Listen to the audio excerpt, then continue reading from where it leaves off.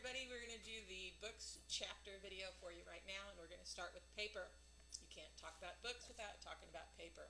So your book starts talking about papyrus, which is a type of paper that was made from reeds in the Nile River in Egypt. They rolled it into scrolls. If you've ever heard of the Dead Sea Scrolls, those were actually made out of papyrus. Papyrus was expensive, obviously, because it only came from Egypt. Parchment was treated animal skin, which was more durable. You could stretch it. It was more accessible, at least to people in Europe for sure.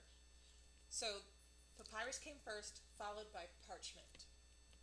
Now, a codex is what scholars refer to as the very original, earliest books in book form like we know. And here's a picture of a codice, I guess is a plural form of that. What it basically was were just sheets of parchment that were sewn together and covered with either wood or leather. And this is an image from an old codex, and of course I love it because what does it remind you of? What book from childhood does that remind you of? It's a wild thing, from where the wild things are, isn't it? Yeah, I love that. Okay, so the Middle Ages became something called the manuscript culture, where monks would painstakingly copy books hand by hand, or letter by letter. And they did this all by hand, and they included really elaborate decorative pages and covers. And they were called scribes. Okay, so what they whipped together were something called illuminated manuscripts. Really decorative pages. Typically the first letter in every page was very elaborate and huge.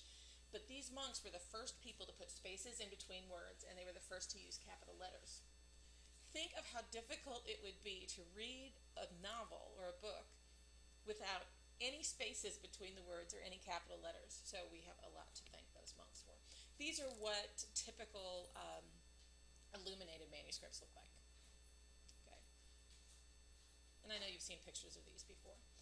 What's interesting about the Diamond Sutra from China is that it was the first time that block printing was used. So you know those blocks that you had when you were little, the square blocks with the letters on them?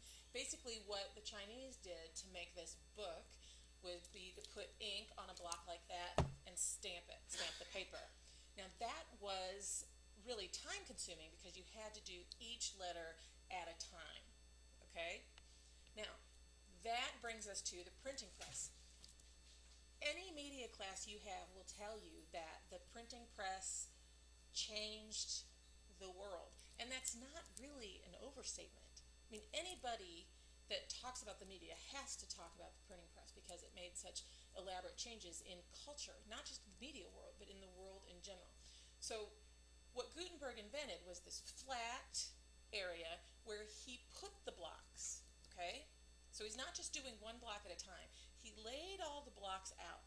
Then he would slather ink on those blocks, put a big sheet of paper on the block, press the paper down, lift it up, and now he has a whole page that's printed. And what can he do again? The same page. Mass production. Okay, so here's what that led to. For the first time, people were able to have books in their homes. Okay, they were actually able to read. Beforehand, they had to have kings and priests tell them how to interpret the world. Well, now we could do it ourselves.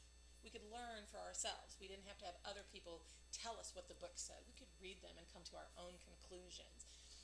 Also, this permitted information to travel for the first time, which was significant. Okay, you cannot overstate the importance of the printing press.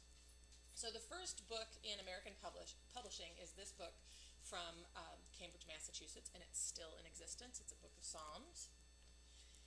And then your books jump straight to the Stamp Act, which, I know that you remember the Stamp Act from junior year in high school American history class, but think of it this way.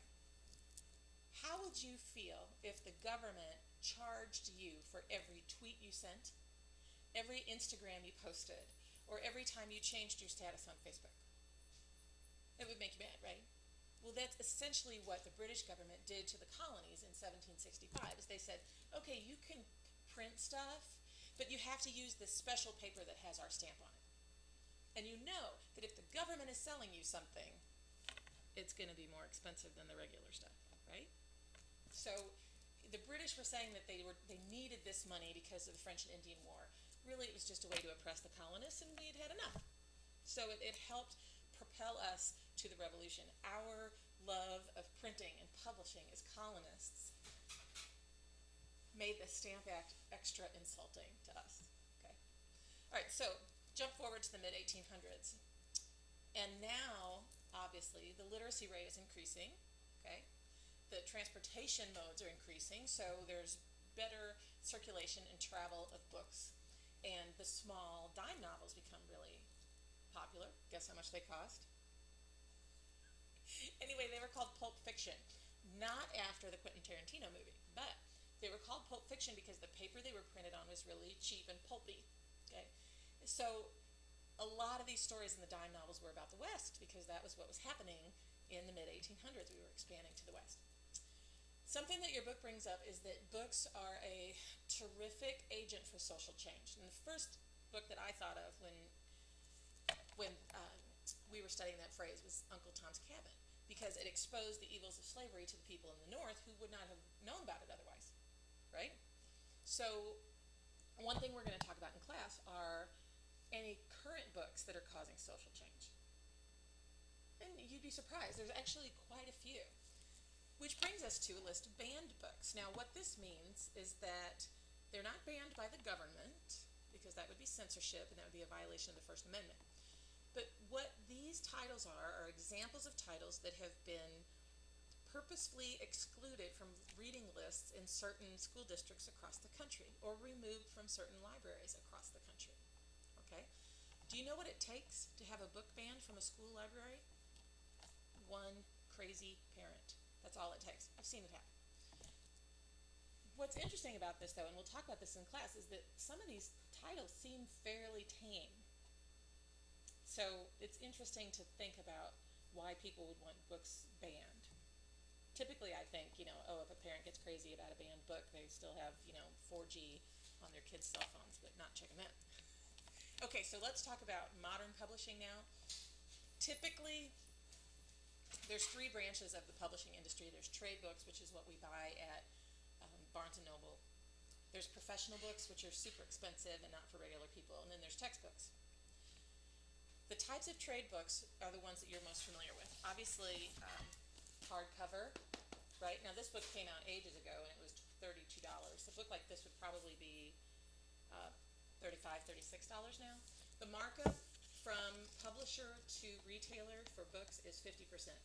So the bookstore paid $16 for this book and is going to charge you $32. Okay? So this is a hardcover book. This is a trade paperback. Trade paperbacks are on thicker paper, nicer paper. They're bound a little nicer. They're a little higher class than just a mass market paperback, if that makes sense. Okay? Trade paperbacks also have a 50% markup. This is a mass market paperback.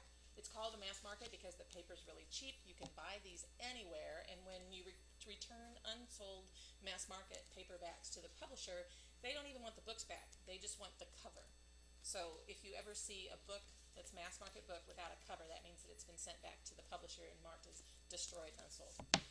It's neat about the book industry, though. If you have a bookstore and you don't sell all the books that you've ordered from the publisher, you can just wrap up those unsold books and send them back.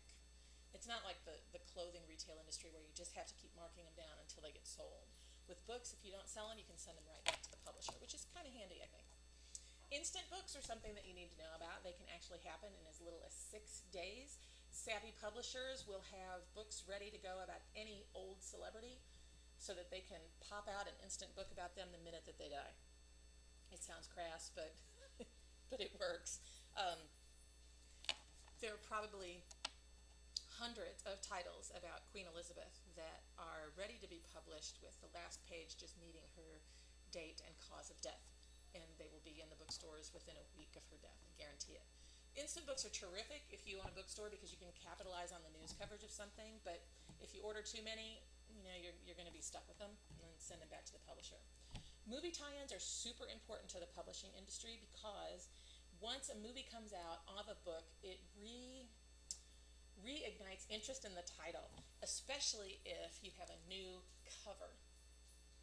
The only drawback to that is that sometimes you can see the movie and assume that the book is the same as the movie, and many times the books don't match the movies at all. We'll talk about that in class too. It can be disappointing. Reference books are all declining in sales. You know why? Because your encyclopedia is right here. Your dictionary is right here. Your atlas is right here. It's kind of sad, really. The Encyclopedia Brittanica has always been the most prestigious encyclopedia, and it stopped printing its print editions last year. They're super expensive to buy, and the minute they're published, they're outdated. And why would we spend $1,000 on a set of encyclopedias when it's all right here, right? So how do you get your book published? Well, you whip up a manuscript, you send it to an acquisition editor. The acquisition editor at a publishing house is the one who reads all the manuscripts that come in and decides whether or not to give you a contract. If you get a contract for your book, you want to make sure that you ask for subsidiary rights. That means that you will get money anytime that another form of media is produced with that title, like the Twilight stuff. Stephenie Meyer was very, very smart to get subsidiary rights so that now anything that is sold with the Twilight name, she gets a chunk of. The Halloween candy, the jewelry, the pillows, blah, blah, blah. She gets a chunk of that, as she should, because these characters are her creation. So those are subsidiary rights. Can you get an advance on your book? Absolutely, but usually only if you're famous. Bill Clinton got a $15 million advance for the book that he wrote. And I think that would be kind of hard to write the book after you've already been paid for it, but it happens for famous people. Okay, so after you have a book contract, you get a developmental editor, and what they do is kind of grade it, okay? You also need a copy editor and a design manager to make sure that your book has a good look. Here's the best example of design editing. The Harry Potter books are fantastically designed. You can tell from the spine that it's a Harry book. You can tell from the font, right? That is fantastic design editing right there. And it was consistent throughout. So, fantastic examples. So let's talk about Jo Rowling. She's worth more money than the Queen. And we've heard the story. She wrote it by hand in a coffee shop, and in her imagination, just phenomenal. Something interesting about her is that she never wanted Harry to be published in mass market because she knew that mass market was like throwaway books. She wanted Harry in trade, and that's all the Harry paperbacks we have are in trade. You can't get mass market in Harry, only in trade. You absolutely need to know this word, alliteracy. That doesn't mean that you can't read, it means that you don't want to. And many people will tell you that the Harry Potter series helped alliteracy around the world because suddenly you had kids who weren't really into reading. The typical most prestigious bestseller list is from the New York Times. Most people used to buy books from bookstores. Now we typically get them online. Current trends in book publishing, obviously the Kindle, the Nook, the iPad, anything can be done electronically and you can get it immediately. So that's a real plus. The term for that is platform agnostic publishing, meaning that the content is the same, but it can come across many different formats. It can come on Deadtree, or it can come on your phone electronically. It can come in an ebook. The platform doesn't matter, the message stays the same. Does that make sense? Okay. 55% of mass market sales are actually romance novels. Did you know that? Isn't that crazy? I know. One thing that I want you to think about, and this comes from Aldous Huxley's book, The Brave New World, he claimed that Americans would never have to burn books or ban books in the United States because our interest in books would just wane anyway. That books would never have to be banned here because we stopped caring about books. And that's something that I want to talk about in class, if you actually believe that that's true. Because I know some of you are still avid readers. I am. I probably wasn't much in college or high school. You're so pressed with books that you have to read. Kind of takes the fun out of it for you. But I think that books, even though they are our oldest medium, will always be around because they're so diverse and so personal. It's something that you do by yourself. Okay.